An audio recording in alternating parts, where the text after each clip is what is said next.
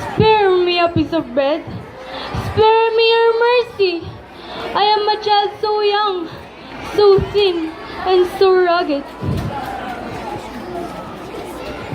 Why are you staring at me? With my eyes I cannot see, but I know that you are all staring at me. Why are you whispering to one another? Why? Do you know my mother? Do you know my father? Did you know me 5 years ago? Yes, 5 years of bitterness have passed. I can still remember the vast happiness mother and I shared with each other. We are very happy indeed. Suddenly, 5 loud knocks were heard on the door, and a deep silence ensued. Did the cruel Nippons discover our peaceful home? Mother ran to father's side pleading, "Please, Luis, hide in the cellar. There in the cellar where they cannot find you." I pulled my father's arms, but he did not move. It seemed as though his feet were glued to the floor. The door went bang! And before us, 5 ugly beasts came barging in. "Are you Captain Luis Santos?" roared the ugliest of them all. "Yes," said my father. "You are under arrest," said one of the beasts. They pulled father roughly away from us. Father was not given a chance to bid us goodbye.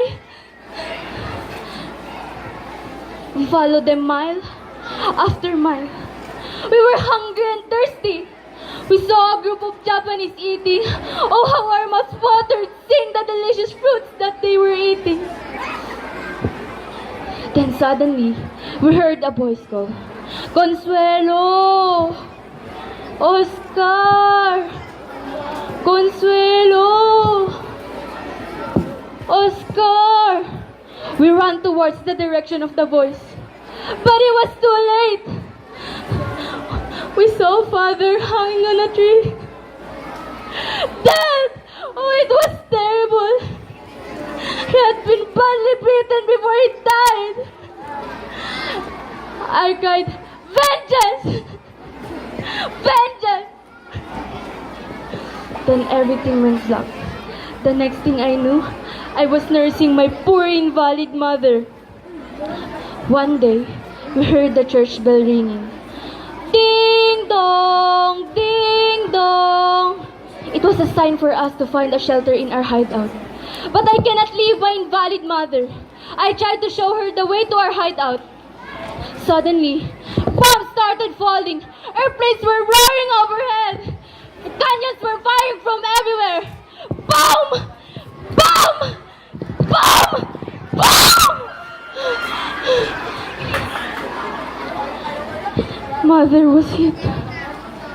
Her legs were shattered into pieces.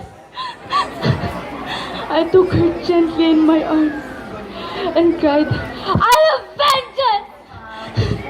Vengeance!" No, Oscar. Vengeance. It's God's. But I can vengeance! I was like a pent-up volcano! Vengeance is mine, not the Lord's! No, Oscar.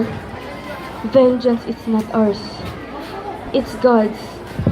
These were my mother's words before she died. Mother was dead, and I was blind. Vengeance is not ours.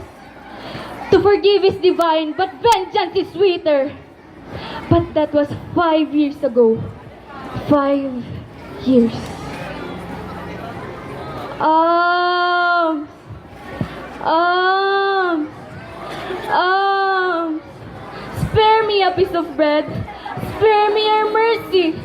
I am a child so young, so thin, and so rugged. Vengeance is not ours. It's God's. It's God's. It's...